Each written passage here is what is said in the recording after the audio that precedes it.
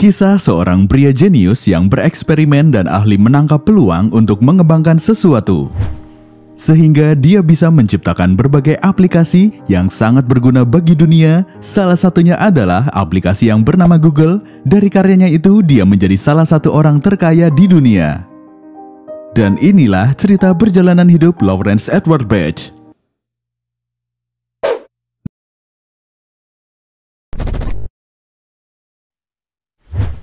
Lawrence Edward Page atau yang dikenal sebagai Larry Page lahir di East Lansing, Michigan pada 26 Maret tahun 1973. Ayahnya yang bernama Carl Page mendapatkan gelar PhD dalam ilmu komputer pada tahun 1965 ketika bidang itu dianggap sebagai pelopor dalam ilmu komputer dan kecerdasan buatan di Michigan State University, dan ibu Larry Page, Gloria, adalah dosen ilmu komputer kampus yang sama. Walaupun ibu Larry Page beragama Yahudi, namun dia dibesarkan tanpa agama. Sebagai seorang anak profesor di bidang komputer, Larry sudah terbiasa membaca berbagai media atau majalah tentang teknologi dan sains. Selanjutnya, Larry juga tak seperti anak kebanyakan pada kala itu, di mana pada usia 6 tahun, Larry sudah mengenal dan bisa mengoperasikan komputer. Selanjutnya, Larry Page mengenyam pendidikan di Okemos Montessori School yang sekarang disebut Montessori Redmore di Okemos, Michigan pada tahun 1975 sampai 1979 dan lulus dari East Lansing High School pada tahun 1991.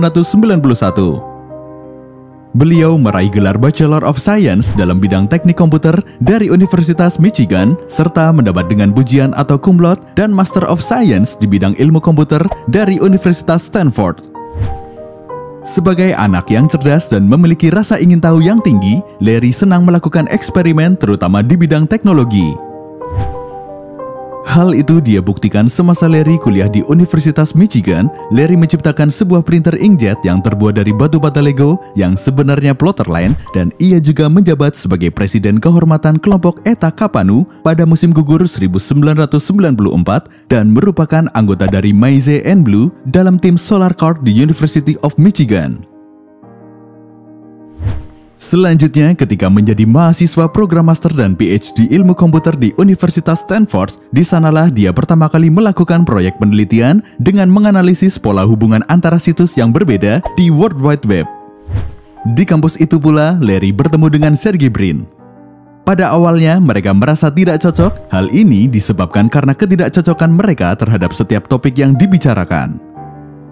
Namun pada akhirnya mereka memiliki ketertarikan yang sama, yaitu mengenai mesin pencari atau search engine yang bernama Backrub pada tahun 1996. Lalu Larry dan Sergey melakukan penyempurnaan pada aplikasi temuannya itu dan diberi nama Google yang mulai beroperasi pada tahun 1998. Cara kerja Google didasarkan pada teknologi PageRank yang telah dipatenkan yang mendasarkan pada struktur link-link antar situs web untuk menentukan peringkat suatu situs tertentu. Page masih tetap on-leave dari program PhD. Aplikasi itu sangat membantu orang yang ingin mencari referensi di internet sehingga lambat laun pengguna Google semakin banyak. Namun Larry dan Sergey tidak mempunyai cukup modal untuk mengembangkan idenya tersebut. Mereka pun berusaha mencari investor untuk membiayai pengembangan Google, tapi itu tidak mudah mendapatkannya karena sudah ada kompetitor besar di pasar search engine. Mereka kerap mendapatkan penolakan dari investor, namun mereka tidak menyerah hingga akhirnya mereka mendapatkan investasi pertamanya sebesar $100.000. Masalah lain kembali muncul. Pada waktu itu, Google belum memiliki badan hukum sehingga mereka tak bisa mencairkan dana investasi tersebut. Oleh karena itu, mereka kembali mencari uang dengan meminjam ke beberapa saudara untuk mengurus agar Google memiliki badan hukum. Akhirnya, Google resmi menjadi badan hukum. Larry bertindak sebagai CEO, sementara Sergey Brin sebagai presiden. Setelah itu, Google berkembang sangat pesat. Baru 2 tahun beroperasi atau pada tahun 2000, Google menempati peringkat pertama mesin pencari yang paling banyak dikunjungi dan digunakan di dunia. Hal itu membuat para investor tertarik untuk berinvestasi di Google. Kucuran modal jutaan dolar mengalir pada Google pada waktu itu.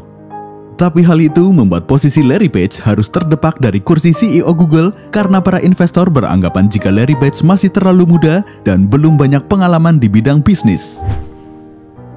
Akhirnya pada tahun 2001, Larry Page digantikan oleh Eric Schmidt dan Larry Page menduduki kepala proyek pengembangan dan inovasi.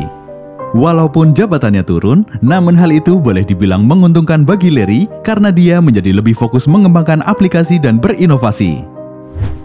3 tahun berselang, yaitu pada tahun 2004, Larry Page kembali menemukan aplikasi yang bernama Gmail. Aplikasi itu menawarkan pembaruan surat elektronik dibandingkan kompetitornya. Gmail menawarkan ruang penyimpanan email atau surat elektronik yang sangat besar, mencapai ratusan kali lipat jika dibandingkan dengan kompetitor lain. Tak puas hanya membuat Gmail, Larry kembali melakukan inovasi dan ekspansi bisnis. Pada tahun 2005, Larry mengakuisisi Android karena dia berimajinasi untuk membuat komputer genggam. Selain Android, Larry juga mengakuisisi perusahaan penyedia peta digital bernama Maps sehingga muncullah Google Maps.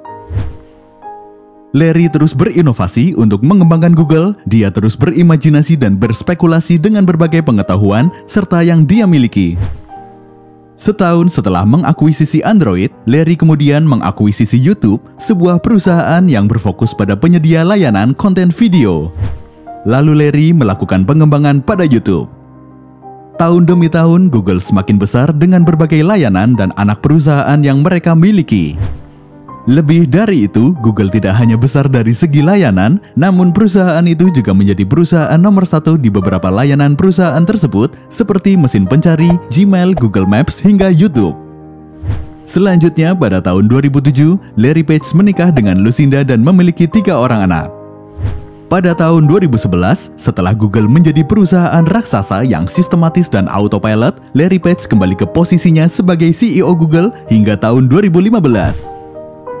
Kemudian Larry dan Sergey melakukan restrukturisasi perusahaan menjadi sebuah holding company bernama Alphabet dan Google menjadi salah satu anak perusahaan di holding tersebut. Larry selanjutnya menduduki posisi CEO Alphabet dari tahun 2005 hingga tahun 2019. Menurut Forbes, Larry Page mempunyai perkiraan kekayaan bersih sebesar 89,7 miliar US dollar.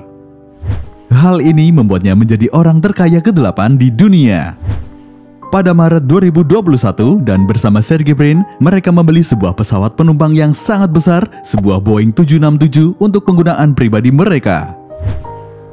Larry Page adalah investor aktif di perusahaan energi alternatif seperti Tesla Motors yang mengembangkan Tesla Roadster, sebuah kendaraan listrik bertenaga baterai dengan daya yang mampu digunakan mencapai 244 mil atau sekitar 393 km.